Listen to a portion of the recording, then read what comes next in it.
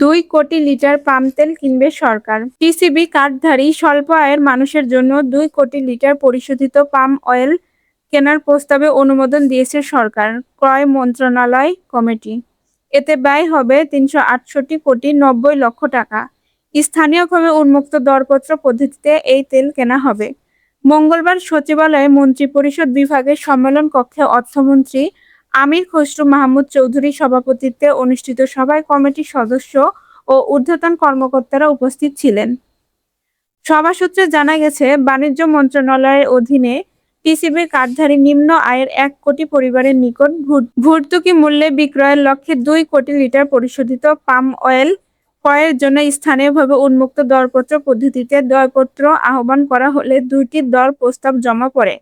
সবগুলো প্রস্তাবই টিসি কর্তৃক গ্রহণযোগ্য বিবেচিত হয়। দর প্রস্তাবগুলো যাচাই বাছাই করে সব প্রক্রিয়া শেষে টিইসি কর্তৃক সুপারিশকৃত সর্বনিম্ন দরদাতা প্রতিষ্ঠান Sonargaon seeds crushing mills limited ঢাকাকে এই পাম অয়েল তেলের সরবরাহের কাজটি দেওয়া হয়। টিসিবির গুদাম পর্যন্ত সরবরাহ খরচ সহ প্রতি লিটার পাম অয়েলের দাম পড়বে ১৮৪ টাকা ৪৫ পয়সা।